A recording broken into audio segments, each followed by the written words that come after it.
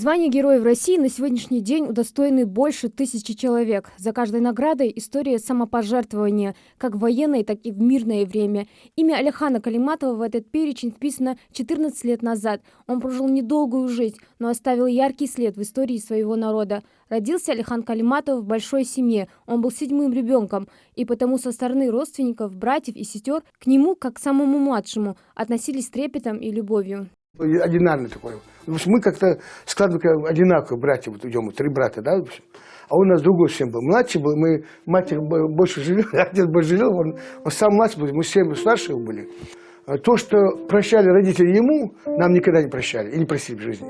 Алихан Калиматов окончил 4-ю Сунжинскую школу. Сейчас она гордо носит имя Героя России. В холле на самом видном месте красуется мемориальная плита с изображением погибшего подполковника, которая напоминает ученикам, на кого стоит равняться и с кого следует брать пример. Я знала его как порядочного, хорошего, доброго мальчика, отзывчивого, всегда с уважением относящегося к старшим, особенно к учителям. В начале нулевых Алихан Калиматов, сотрудник управления ФСБ, работал по Самарской области. Не раз участвовал в проведении контртеррористических операций на Северном Кавказе. Вся его жизнь, вся его работа – это не одномоментный какой-то случай.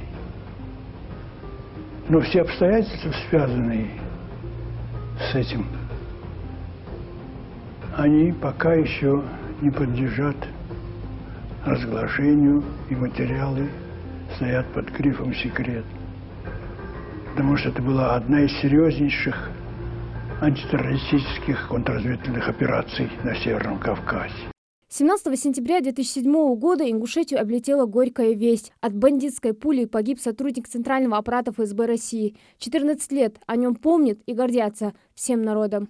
4 года назад в Магасе торжественно открыли мемориальную плиту в память о Калиматове. Его именем названа одна из улиц столицы Ингушетии. В честь Алихана Макшариповича ежегодно проводят спортивные турниры по боксу и шахматам. А в 2017 году в Самаре открыли бульвар имени Героя России. Алихан погиб на 39-м году жизни. Из них 7 лет он отдал службе в правоохранительных органах. У него остались жена и 2 детей. Указом президента России от 4 ноября 2007 года за героизм, мужество и отвагу Алихану Калиматову присвоено звание Героя России посмертно. Хади Добриева, Хава Гадикова, Новости 24.